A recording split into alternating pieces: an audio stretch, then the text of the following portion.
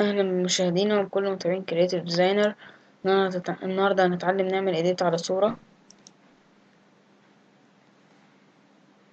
دي الصورة، مثلا صورة كريستيانو.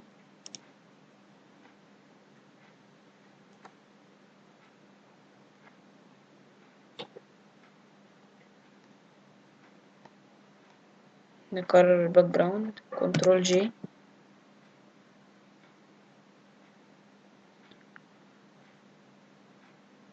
نعمل فلتر توباز أدجست 5.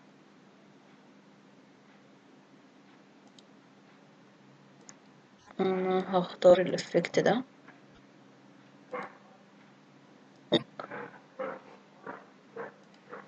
بعد كده نعمل ده عنها أبيض وأسود. بعد كده نجيب الأسود، نحدد حجم مناسب للفرشة ونجيب اللون الأسود عشان نلون الشخص اللي هو كريستيانو رونالدو. هوقف الفيديو على أول ما أشغل تاني عشان الوقت ما يكونش كتير، عشان بياخد وقت في الرفع. رجعنا تاني بعد ما خلصت تلوين كريستيانو.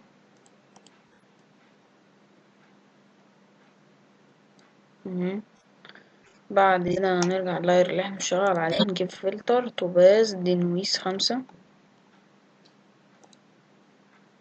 مش هنعمله عالي أوي، هنعمله بسيط.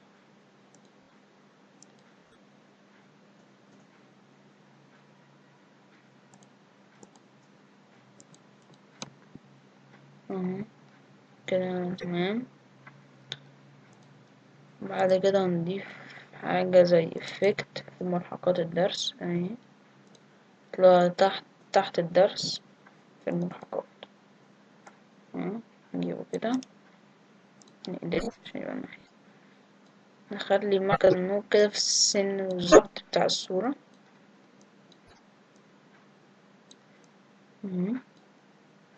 أهو. بعد كده نعمل لها سكرين، عملت الشكل اللي احنا شايفينه ده. نطلعها بره شوية كده، ونخلي دي 90. بعد كده نجيب الكتابة، هنكتب R. نشوف خط حلو. طبعا مش هرفع الخط، انتوا عندكوا الخط. نعمل R كبيرة كده، نكمل ريال صغيرة، ريال مدريد.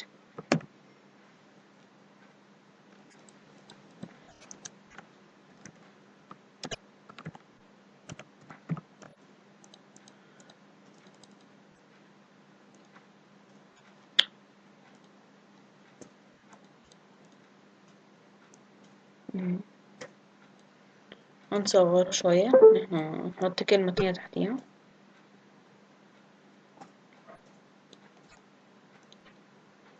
نكمل رونالدو تحت كده. احنا ادينا شكل لطيف، بس ممكن بقى ايه، نعمل اللون كده. هنا برضو ايه ده، ثانية.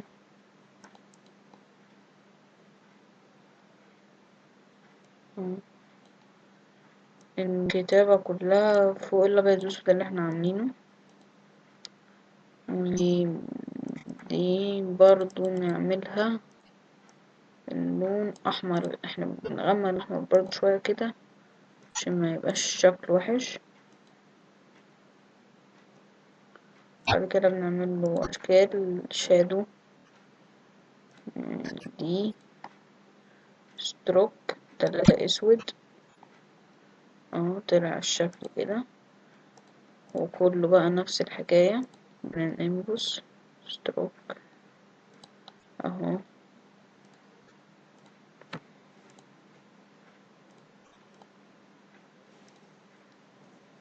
طلع في النهاية الشكل بتاع الكلمة كده. طبعا شكل لطيف وحلو.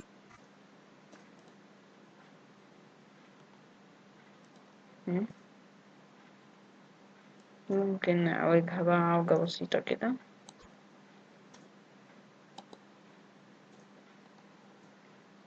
اهو دي النتيجة بتاعت الإيد بتاعنا.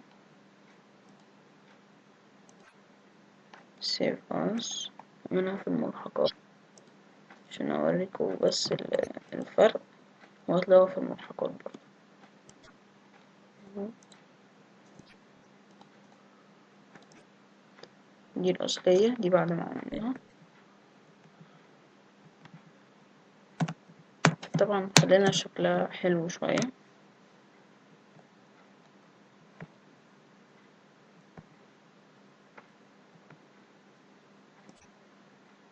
كده. الدرس خلص مع creative designer. دي صفحتنا على الفيسبوك. وشكرا.